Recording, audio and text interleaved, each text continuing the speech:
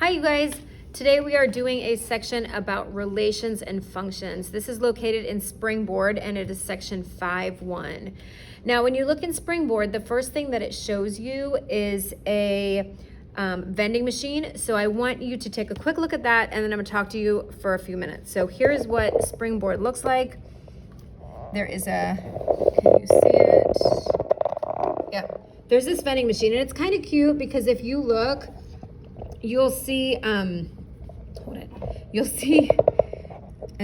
see that here, like if you were to press A1, you would get Hunger Sports. If you were to press A2, and they have all these buttons here. So it's like, you know, when you go to Publix or something and they had Redbox, you know, like these are movies in here, and then you press the button and out comes the movie. So this is like a relation because you have an input value, which is right here, and then out pops the movie. Okay, so you kind of get the gist of it. All right, so that vending machine is an example of a relation, and it's an example of a specific relation called a function, which we're going to talk a little bit more about. But basically, a relation is when you have an input and an output, and it's very general. And I just wanted to show you one thing about a relation, and then we're going to get totally into functions, which are a type of relation. But it's right here. It's about mapping. Just because I think mapping might be kind of new to you, this would be a map of that vending machine. Okay, so you see how here mapping has like these big old clouds where you have, okay, if you pressed A1, you would get out Hunger Sports. If you press A2, you would get out the Revengers.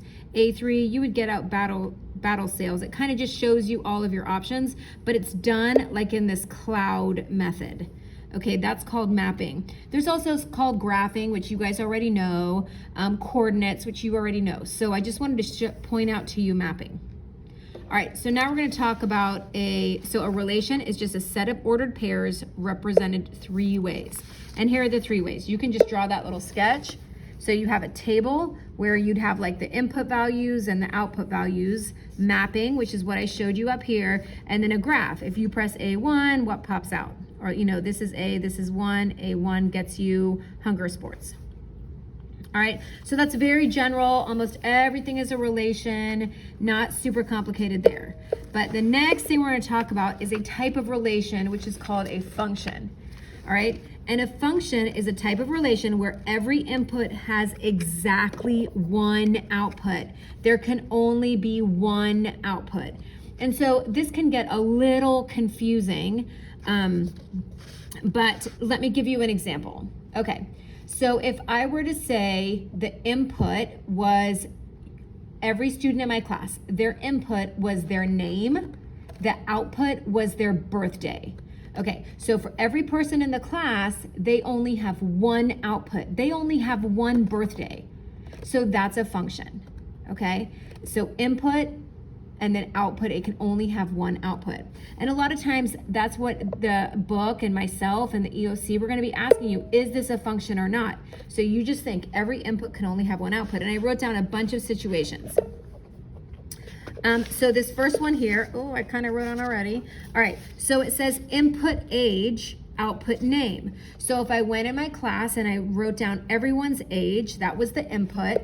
And then I said, who is that age? So if I wrote down 11, 12, and 13-year-olds, that's the age. Well, do you see, I'm gonna have more than one kid, that's 11. So therefore, that is not a function because every input can only have one output. All right, I wrote down some other examples. So let me think about this, like, okay, address. If I were to say your address and then is the input, so whatever your address is, 3314, whatever your address is, and then the output is the people that live in your house. Well, wait a second. If the input is your house and the output is the people that live there, your house could have more than one person that lives there. So that is not a function. I wrote a kind of a list here. So this one is not a function. Student and a birthday, that is a function. All right, student and birth mother. So if you're thinking, whoever you are, you have only one birth mother. If I were to list all of my students and say, who is your birth mother? The reason why I had to say birth mother is some people might say, well, I have a stepmother, or I have well, I guess you don't have half mothers, but you could have other people. I live with my grandmother. I'm not talking about that. There's only one person that gave birth to you, right? So student and birth mother, that would be a function. Now, if I said something like student and someone that you call mother, that could be more than one. You could call more people than one person your mother.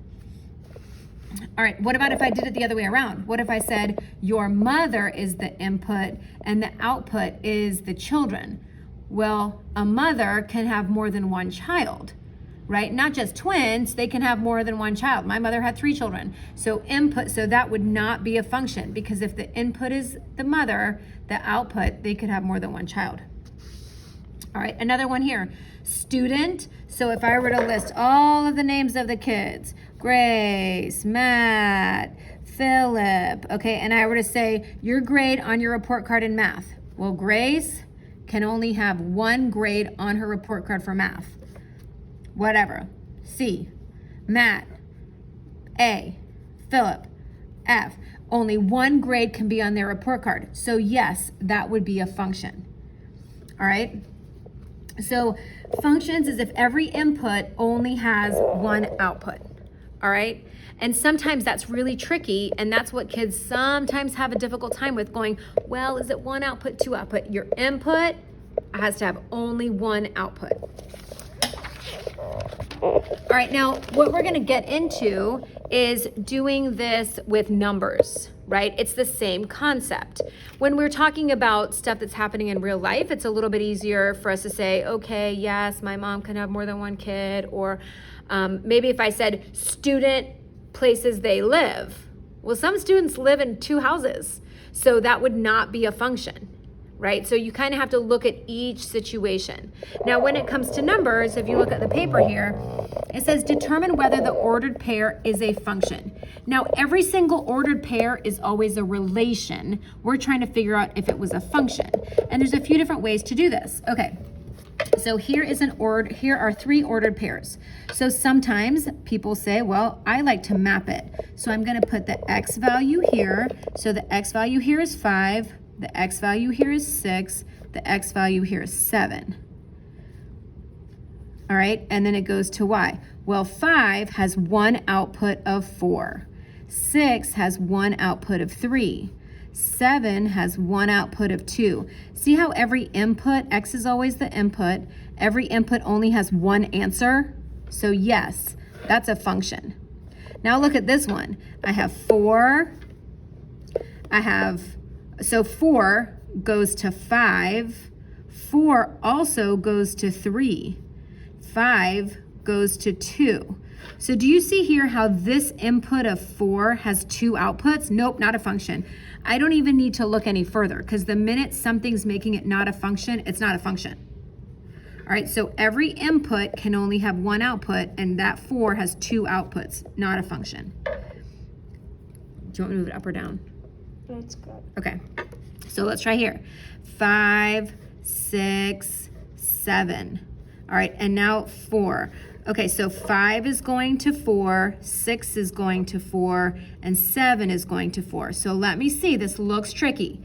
What is the output for 5? It's got 1 output. That output is 4. So we're okay. What about 6? It has 1 output. It's okay. What about 7? It only has 1 output, 4. So yes, that is a function, because every input only has 1 output. It's okay that the output is the same. All right, and if it was the other way around, where it looked like this, 4 went to 5, which went to 7, which went to 3, that would be not a function, because 4 is the input and it's having 3 different outputs. Okay, every input can only have 1 output. All right, here's an example of a function. And if you notice here, it's very similar, right? If x always represents the input and y is the output. So if I put a number into this equation, let's try 0. If I put a 0 in, 3 times 0 is 0, 0 minus 5 is negative 5. I get 1 answer. No matter what number I put in here, I'm only going to get one answer. So therefore, this is a representation of a function, because if I put 10 in, 10 times 3 is 30, 30 minus 5 is 25, I'm going to get 25 every single time. I put 10 in and I'm getting one answer. I'm not getting sometimes 25, sometimes 8. I put in 10, I get out 25. Done. Okay, look at this one. Same thing here. If I input 0, I get 4. If I input 0 again in 10 minutes, I still get 4. If I input 0 again, so every input, if I put a 5 in here, -5 plus 4 is -1. For every input, I only get one output. All right, so that is an example of a function as well. The last thing I just wanted to show you before I leave you is this check your understanding right here. So let's take a look at down here. Good. Okay, so it says, does the mapping shown represent a function? Explain. All right, so you guys think about this for a second. You're gonna look at each input value and see, does it only have one output? All right, what is the output for 2? It's 6, one output. What is the output for 3? It's 7, one output. What is the output for 4? 7, one output. What's the output for 5? 9, one output. So would this represent a function? Yes. And the cool thing is that when it says explain, every single time you can have the same answer. Explain. Every input only has one output. That's always the reason if something's a function, because every input has one output. All right, so is it a function? Yes. Explain. Every input only has one output. Does the graph shown represent a function? Okay, so remember, x is our input. So I look here on the x and I go up. It has one answer on this x. Then I go here at 1.